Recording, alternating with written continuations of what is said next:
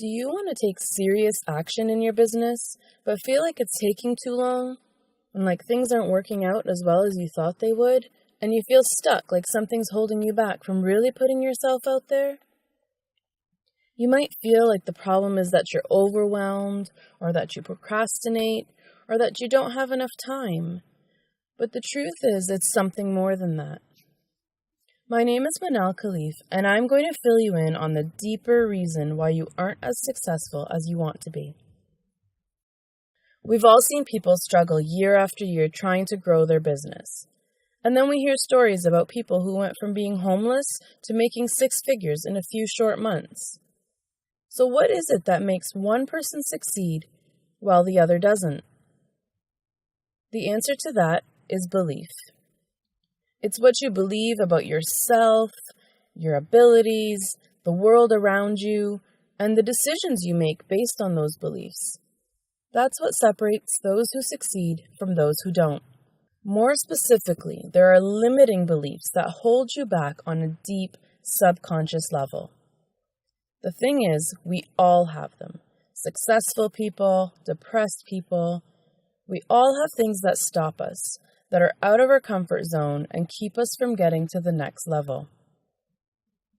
Limiting beliefs can show up as a fear of failure, a fear of success, fear of criticism, perfectionism, procrastination, a belief that we're not good enough. And believe it or not, these forms of self-sabotage are actually keeping you safe. They have a positive intention, and that's to keep you in your comfort zone, protect you from being judged and criticized, and allow you to hide out and play small, and hold yourself back from growing your business and putting yourself out there. The thing is, the excuses seem so real. The stories we tell ourselves are so convincing that we believe them. We actually believe that they're part of us. So we say things like, "That's the way it's always been," or "That's just the way I am," or "I don't believe this can change because it's part of my personality." The more we repeat these stories, though, the more we affirm them and the more they show up in our lives.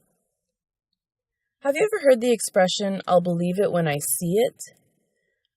Well, the truth is, we'll see it when we believe it. Once we believe we can be successful, then we'll see it manifest in our lives. As long as we believe the old stuff, though, our mind and body will follow suit in order to make that a reality. And this can show up in your life as social anxiety, a lack of confidence, constant worrying, stress and tension, not going after your goals.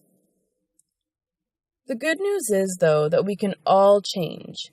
We can all expand our comfort zone, and we can all move beyond our current circumstances to take on a new identity.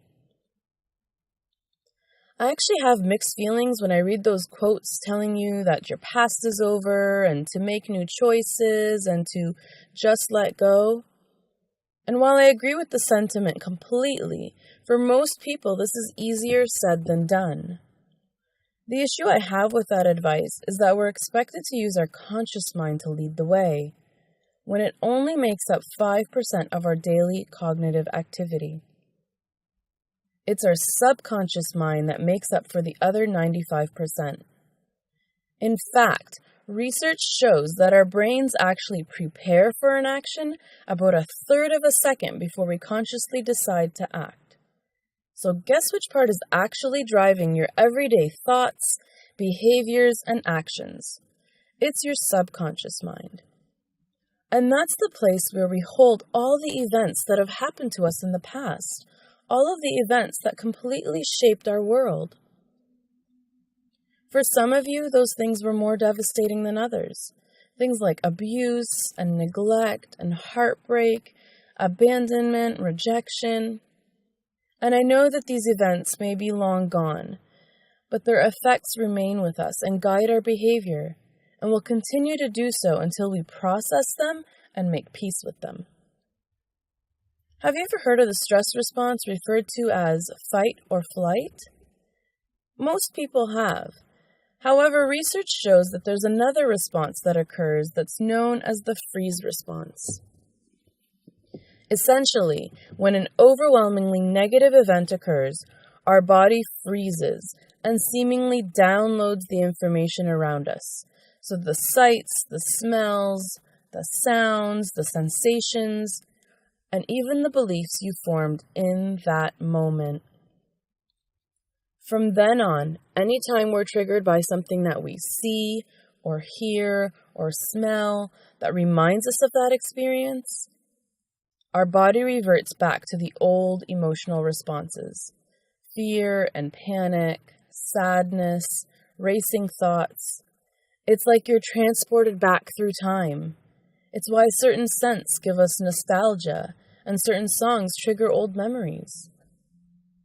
In a way, our younger self is driving the bus. That younger self formed beliefs and decisions and a sense of identity based on what was going on at the time. The problem is that we're all grown up now, and we're still accessing the tools, knowledge, resources, and wisdom of a child who formed those beliefs. The good news is that once we can let go of those associations to past events on a deep subconscious level, then we can shift the beliefs that hold us back. Our mind and body can finally relax and integrate the new belief and take action based on that new understanding. That does mean that we need to do a bit of digging, though, to find out where those beliefs started and what events, experiences, and memories shaped those beliefs. Once we do that, the easy part is to transform it, using powerful mind-body techniques that will allow you to not just make a conscious decision to change, but to get the subconscious mind on board as well. Once that happens, you'll begin to notice shifts in your thinking, in the way you carry yourself, in your level of confidence, and in your actions. And that's going to have a huge impact on your business and in your personal life. If you want to learn more about what's holding you back and how you can change it, then click the link below to sign up.